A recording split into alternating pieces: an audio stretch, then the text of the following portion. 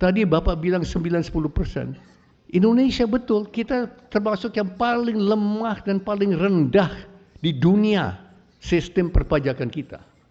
Maka ada orang yang ya luar biasa bagus lah, namanya Purbaya. Tapi saya ingin sampaikan beberapa saja yang tadi untuk menanggapi apa yang dikatakan Pak Dhani, menanggapi tesis atau tema daripada buku ini, yaitu hilirisasi. Pentingnya hilirisasi untuk memajukan bangsa kita. Saya kira pada intinya ini adalah untuk menambah nilai tambah, value added kepada segala komunitas ya, yang kita dapat anugerah dari Tuhan Yang Maha Esa, sumber daya alam, tapi bukan hanya sumber daya alam, kita juga termasuk lahan, ya, pertanian, laut, yang mengandung bukan hanya ikan tapi juga sumber-sumber lainnya, rumput laut, juga ada padang lemon, seagrass. Ini semua mengandung kekayaan negara kita. Yang saya mau menanggapi bahwa apa yang dikatakan Pak Dhani, ya, selain dari hilirisasi sumber daya alam, juga kita jangan lupa pentingnya pendidikan manusia. Karena selain dari sumber daya alam, ada sumber daya manusia yang terus terang saja bangsa Indonesia ketinggalan jauh. Kalau kita lihat, dan saya sudah ikuti skor dan ranking pendidikan, sistem pendidikan, mutu pendidikan nasional, di antara 70 negara, Indonesia ketinggalan jauh. Saya sudah ikut namanya PISA, PISA, saya kira seluruh masyarakat Civitas Akademika sudah tahu PISA, comparative study terhadap pendidikan nasional 70 negara. Selalu ranking nomor 1, dan saya lihat perhatikan, selalu yang tadi disebut Finlandia, New Zealand, Singapura. Ada juga Korea Selatan. Jepang jauh di bawah. Amerika apalagi di bawah. Ya, Inggris juga di bawah. Selalu Finlandia, New Zealand, Korea Selatan, Singapura. Indonesia sayangnya, yang saya lihat terakhir, kita peringkat nomor 63. 63 dari 70 negara. Ya. Nah ini yang selalu disebut mengenai anggaran. 20% anggaran dari APBN. Tapi masalahnya, yang tadi disebut juga oleh Pak Dhani, mengenai research and development sangat rendah. Kalau tidak salah Pak Dhani, saya perhatikan, kita 0,3% dari PDB kita. Korea Selatan 3%, 4%, tadi Pak Bani bilang 6%. So mungkin yang saya lihat dan Pak Dhani lihat memang berbeda. Tapi ini hilirisasi harus juga kita menambah kualitas rakyat kita, sumber daya manusia, dan di situ kita harus lebih banyak untuk pendidikan. Nah, kenapa pendidikan begitu penting? Kita lihat saja satu statistik yang saya sudah perhatikan selama 15 tahun. 15 tahun. Tahun 60, ibu-ibu, bapak-bapak, tahun 60, ekonomi Indonesia di atas, ekonomi Indonesia, Nigeria, Ghana di atas Korea Selatan. Ini data dari Bank Dunia. Indonesia jauh di atas Korea Selatan. Tahun 60. Namun tahun 2024-2025, sebentar lagi 2026, ekonomi kita per kapita 1/10 dari Korea Selatan. 1/10. PDB kita 1/10 per kapita dari Korea Selatan. Korea Selatan jauh lebih kaya, jauh lebih makmur, jauh lebih sejahtera daripada bangsa Indonesia. Mengapa? Kita harus tanya. Kenapa? Faktornya adalah sumber daya manusia. Tidak ada jawaban lain. Karena kenapa? Korea Selatan tidak memiliki sumber daya alam apapun. Saya sudah ketemu beberapa orang Korea Selatan, Pak Dhani. Mereka selalu bilang, kami orang Korea Selatan iri. Bukan cemburu ya, iri dengan bangsa Indonesia. Kenapa? You have everything, we have nothing. Sumber daya alam bangsa Korea itu terletak di Korea Utara. Utara, bukan selatan. Selatan itu daerah pertanian.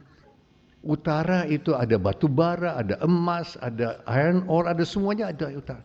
Tapi kuncinya adalah manusia. Dan ternyata manusia Korea Selatan unggul daripada manusia utara. Karena apa? Salah satu adalah sistem politiknya. Nah, kita beruntung, kita politiknya cukup bebas, liberal. Dan kita bisa ada pilihan. Dan di sini Pak Dhani, dengan hilirisasi harus juga didampingi oleh, karena kenapa yang Pak Dhani katakan tadi, sumber daya alam kita 50 tahun lagi habis. Betul? Tadi disebutkan 30, 40, 25 tahun, saya perhatikan itu semua. 50 tahun lagi habis. Ya, pada saat cucu saya punya cucu, insya Allah, ya, cucu saya punya cucu, insya Allah, ya, kita habis. Maka kita harus ambil kesempatan sekarang yang diberikan Tuhan Yang Maha Kuasa. Kita harus ambil juga sambil kita hilirisasi sumber daya alam, kita juga harus menambah mutu rakyat dan bangsa kita. Maka ya saya kira Pak Ferry, kita sudah saksikan pemerintah sudah mulai program-program sekolah rakyat. Supaya anak-anak di desil nomor 1 yang paling miskin, yang tinggal di gubuk-gubuk, yang dengan penghasilan 500 dan 600 ribu rupiah, yang terbukti ada perempuan kecil namanya Naila, yang jadi perhatian dari Presiden sendiri. Ya, ini adalah aset negara, aset bangsa yang harus kita tambah mutunya, tambah ilmunya supaya mereka bisa bangsa yang berharga, bangsa yang bisa nambah ekonomi kita. Nah, tadi saya sangat-sangat perhatikan dan saya sudah tahu mengenai penghasilan dan penerimaan negara kita. Tadi Bapak, ya Pak Dhani bilang 9-10% itu dari GDP kita. Terus terang saja, 11-12 tahun yang lalu saya ditugaskan Pak Prabowo memimpin suatu tim dari partai kami untuk melihat bagaimana potensi negara kita, dan salah satu titik lemah kita dan juga berpotensi yang besar untuk kita adalah penerimaan negara kita. Parah. Sistem penerimaan negara kita, pajak, bea cukai dan semuanya sangat-sangat parah. Parah sekali. Tadi Bapak bilang 9-10%. Indonesia betul, kita termasuk yang paling lemah dan paling rendah di dunia sistem perpajakan kita. Saya ketemu Pak Purbaya 2 minggu lalu Pak Dhani. Beliau membenarkan apa yang beliau katakan. Kan saya bilang waktu itu, sejak 2013 saya perhatikan dan saya sudah ketemu Bank Dunia 8 kali. Minggu depan saya ketemu lagi untuk 9 kali. Dan data dari Bank Dunia sudah menunjukkan dari dulu sampai sekarang pajak, PNBP, royalti, cukai kita tetap tidak ada penambahan. Pada saat Kambodia, Pak Dhani, tadi Pak Dhani bilang kan Filipina. Saya menunjuk negara Kambodia. Kambodia lebih miskin dari kita, lebih miskin dari Filipina. 10 tahun lalu, penerimaan negara, yaitu termasuk pajak, cukai, PNBP, royalti, ya, dari emas, tembaga dan sebagainya, batu bara, juga biaya masuk dan sebagainya, Kambodia itu 9%. Indonesia 12%. Itu 11 tahun lalu, 10 tahun lalu. Sekarang, Pak Dhani, Kambodia 18%. Indonesia di mana? Tetap 12%. Berarti apa? Berarti nggak ada kenaikan. Nah, itu bedanya apa ibu, bapak-bapak? 6% kelihatan kecil. Tapi 6% dari suatu ekonomi, PDB-nya adalah 25.000 triliun. 6% itu 1.500 triliun.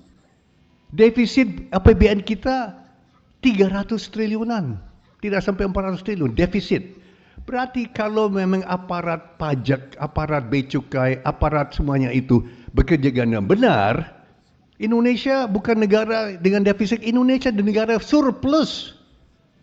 Indonesia negara kaya. Kita bisa memberi bantuan luar negeri kepada negara-negara miskin lainnya. Indonesia superpower. Tinggal apa? Tinggal kita benahi aparat kita.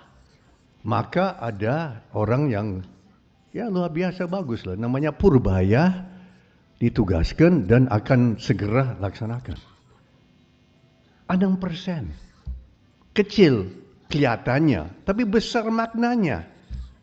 6% dari 25.000 triliun itu 1.500 triliun. Kita bisa dapat dan seharusnya dapat tiap tahun sekarang saat ini. Di situ Pak, kita dalam titik lemah kita bisa rubah jadi potensi.